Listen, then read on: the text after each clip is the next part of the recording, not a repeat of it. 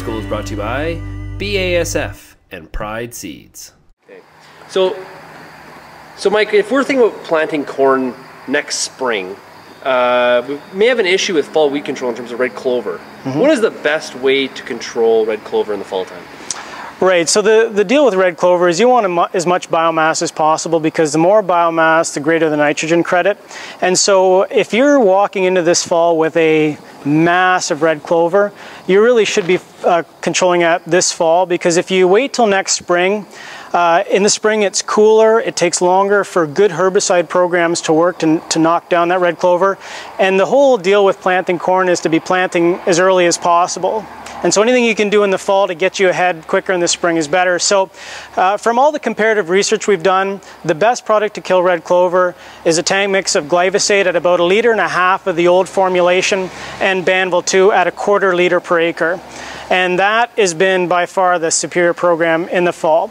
Well, that provides you full control. You won't have to go back in the. Is there an opportunity you may have to go back in the spring and spray again? No, it does a job in the fall. And again, the reason we stress the fall.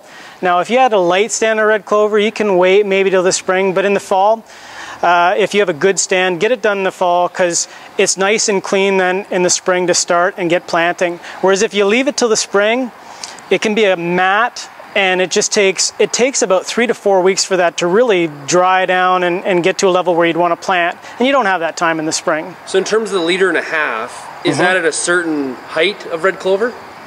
No, you know, I think in generality, you'll get red clover stands that range anywhere from 6 inches to 1 foot tall and maybe even taller.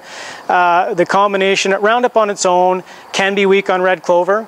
So the Roundup's in there at 1.5 liters to deal with the volunteer wheat, to deal with perhaps other weeds that Banville on its own aren't strong on. So the tank mix is kind of a one-shot, get it all, and the Banville's doing the lion's share of the work on red clover. I mean, we did a comparative trial at Laura 3 years ago. We did spring and fall applications, and the fall applications looked beautiful. The spring applications, it took a long time to work, and it was just, you know, the soil was cooler, it was wetter, it just took us longer to get in there. So did you measure the corn yield afterwards? Like, if controlling red clover in the spring, how much are you potentially hurting your corn yield?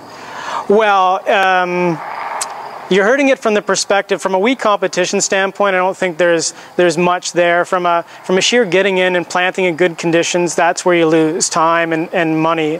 And so I can't quantify you what the benefits from planting on May 1st is versus May 15th, but it's big, right?